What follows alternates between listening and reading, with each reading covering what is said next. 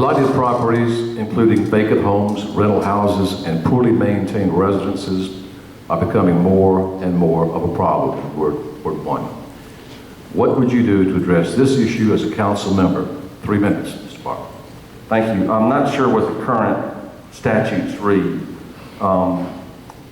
When you own rental property, there are certain rules and regulations about getting inspected. I own rental property. I sold my property last year, which is why I have the time to devote to this. In addition, I'm a member of the Mississippi Cattlemen's Association, which has nothing to do with that.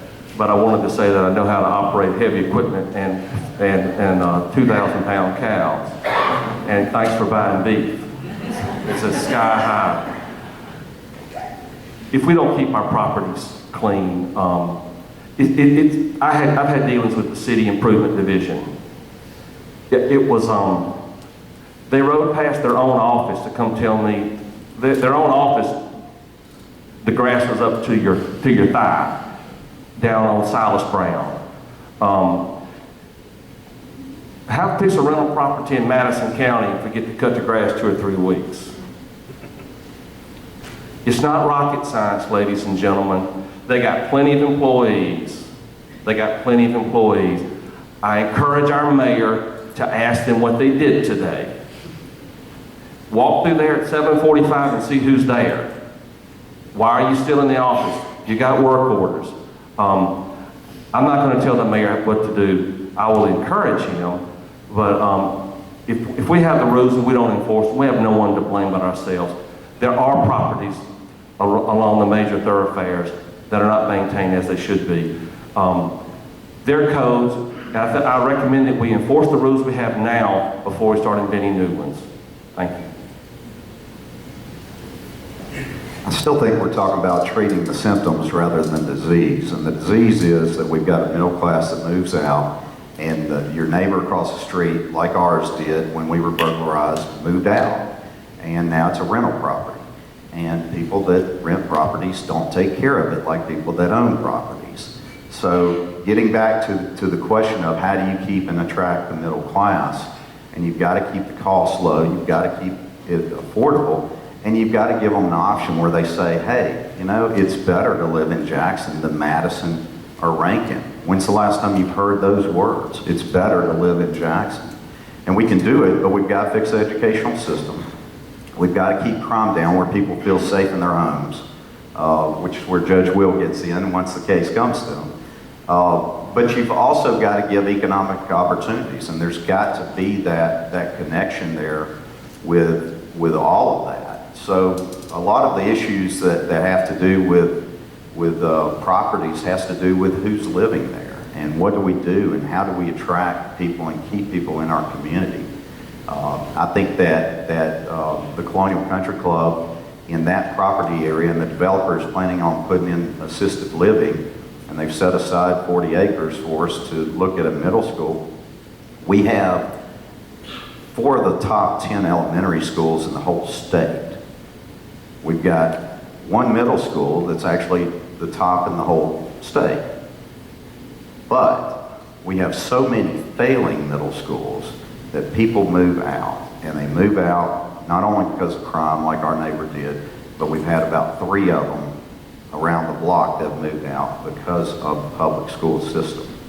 And so you fix that. The other thing I'll say, I went to a meeting in West Jackson, one of the mayor's listening tours, and I'm part of a tax lien investment company. Me and 5 friends did it for fun to see what it was like. And lo and behold, we got some of these properties. We had no intentions of actually acquiring properties, but we got some of them in West Jackson. We let them all go back to the tax sale because by the time we got around to looking at putting in investment money, the taxes you have to pay for 3 years back taxes weren't worth it. And so we're talking with the city council and the mayor about, for those tax sales, eliminating taxes that you're not going to recover from anyway. We don't get that tax revenue because nobody's living there. It goes back to the state, and we never get that revenue back. So that needs to be something that the city council, and that's something that would not take much work to do. It's something we can do. to help invest in those dilapidated communities. Mr. Foote. Blight is a really serious issue in Jackson, particularly in the Midtown, Mid-City, Central and West Jackson. I think there's 4,400 parcels of that part of Jackson that are now been turned over to the state. There's another 1,200 or so that I believe are queued up to be turned over to the state once they reach the point where nobody's come forward to pay the taxes. It's a tremendous amount of property. Some of it's right there on Capitol Street, on West Capitol Street. One fellow who spent a lot of time working on this very issue, and sort of his pet issue, is Dr. Jim Johnston, who retired from his medical practice several years back. And I had a good visit with him last week. And he's spent a lot of time and energy on this and come up with some ideas that I think could possibly bear fruit. And I really think that the answer to this is not, it's not a specific answer, but we got to reach out to the community that's been focused on this. Northminster Baptist Church has spent a lot of time in the Midtown area and in the Mid-City area. And there's other churches as well that have reached there. And we need to sort of look at the nonprofits, see what their ideas are. People like Jim Johnson, who's dedicated a lot of time to it. The country, the United States, has a rich history of giving land away to people who are going to make productive use of it, going back to the Oklahoma land rush and the 40 acres and a mule program. This may be one of those things where we get it cleaned up to a certain degree and then find productive people who are going to take that land and make use of it. But I think it's one of those things that we have to listen to the people who have spent a lot of time on this and come up with a reasonable solution. The city and the state governments are not really set up to try to deal with blighted property. It's really beyond their sort of normal area of expertise. So I think we have to reach out into the world of nonprofits and come up with some innovative solutions. Mr. Summers. I think there are two ways that we can deal with the issue of blighted properties here in the city of Jackson and specifically in Northeast Jackson. Across Jackson, we've got to get communities involved, homeowner associations, our churches, and take pride in our city, help clean up. Our churches are doing a good job of reaching out. Grace City, the church that I attend, has a program where we're going out in the community and working on blighted properties. Northminster is doing the same thing, and we've got to make sure that our community is involved in taking pride in those properties. Specifically in Northeast Jackson, I think a way that we can eliminate a lot of that is trying to bring up the education system where middle-class residents can come back into Jackson and buy homes and be successful in the city that they work in instead of taking their money to the suburbs because their kids are not able to attend Jackson Public Schools and get a great education. Mr. Wilson. The venture capital firm that I own is negotiating a deal right now for development in another city.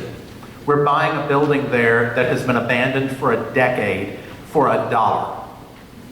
One of the reasons I'm running is because we approached the city of Jackson with a whole list of development and got turned down. Why is the city turning away developers, turning away investors? That's the first question that has to be asked. If we want to fight the blight, it comes from attracting good people, and it comes from an issue that I've mentioned over and over again tonight, and that's code enforcement. For years, there's this long process that cops have to go through to get approved to fine a building. And for years, they do that and send a fine. And then they go through it again and send a fine to the building again. And another long process. Well, then it came out that they didn't have to repeat that process. Once it was approved, they could just keep doing it until the homeowner complied.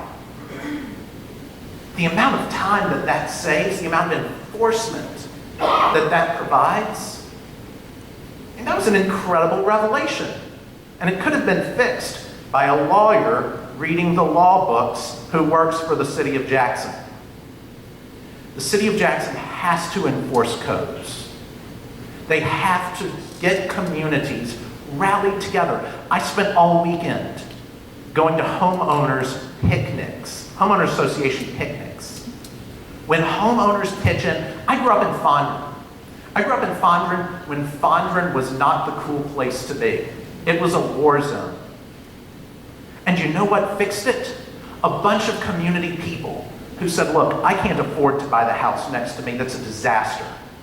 But I have an extra 5,000 and you have an extra 5,000, and they got a group together and started buying properties and turning around and selling them or renting them to buy more properties. And that's a community that banded together and rebuilt themselves. And they didn't even need city approval. In fact, they got city resistance. What are we doing to empower citizens, to attract developers, and to prosecute those people who flagrantly violate the city's codes? Fixing those is fixing our solution.